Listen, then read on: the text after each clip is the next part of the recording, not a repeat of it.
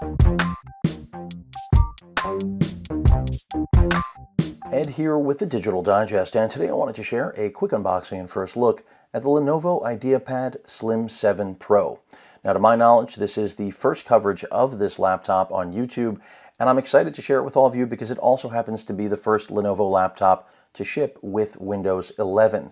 Now, in terms of pricing, you can order this right now. I will include a link in the description.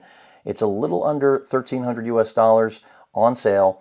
And essentially what you're getting is an Intel Core i7-11370H.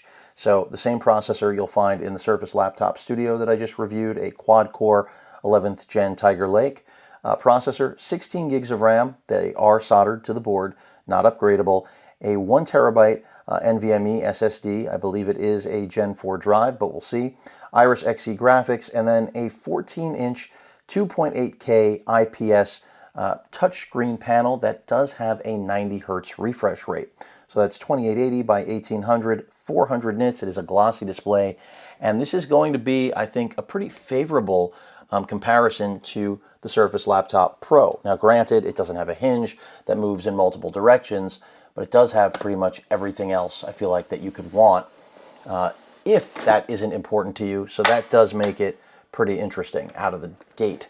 And I'm excited to share it with all of you. Again, this looks to be an affordable, lightweight, powerful Ultrabook that's going to give you a little bit of everything.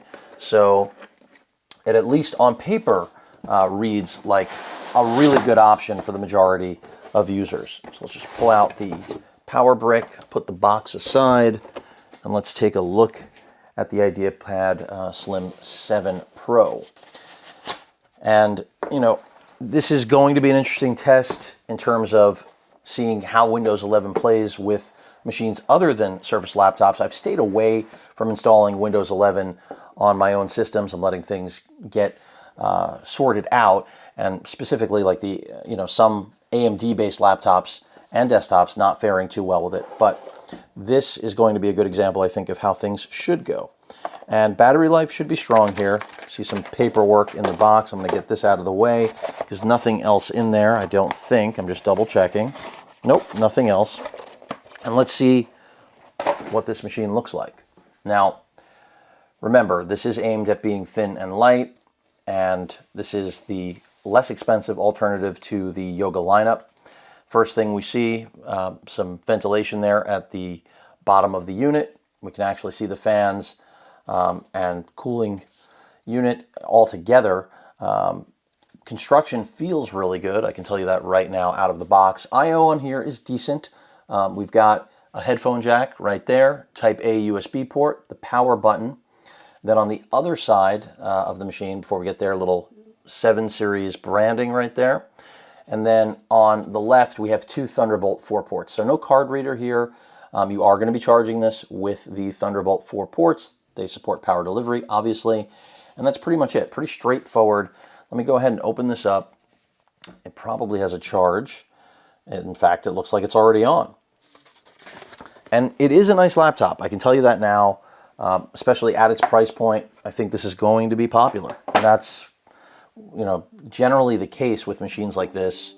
It has Windows Hello support with its IR 720p camera, large trackpad or touchpad here, of course backlit keyboard with the typical Smile style keys that Lenovo employs, and solid key travel. Build quality seems excellent. I like the panel that we're looking at now. I don't know if by default it's at 90 hertz out of the box. It is high gloss, as I mentioned, so something to be aware of.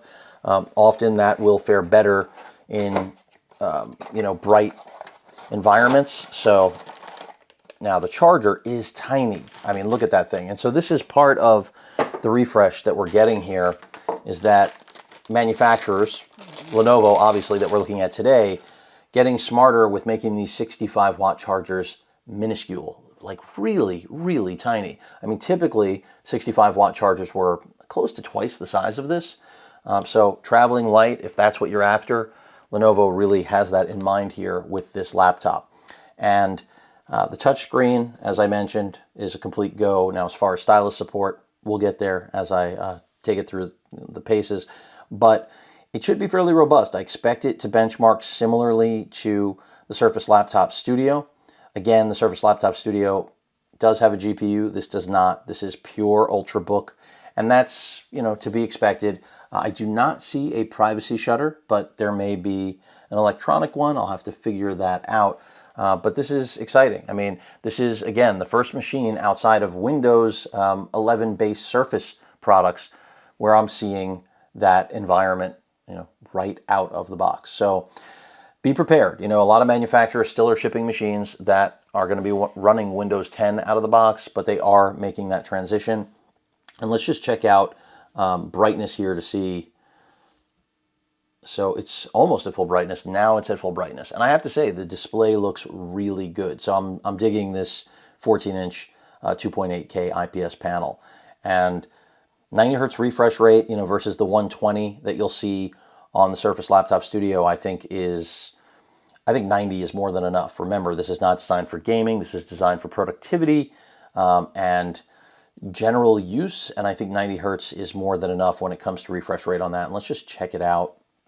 Let's see what we've got here in terms of display settings and see if it's just already there. I'm just curious.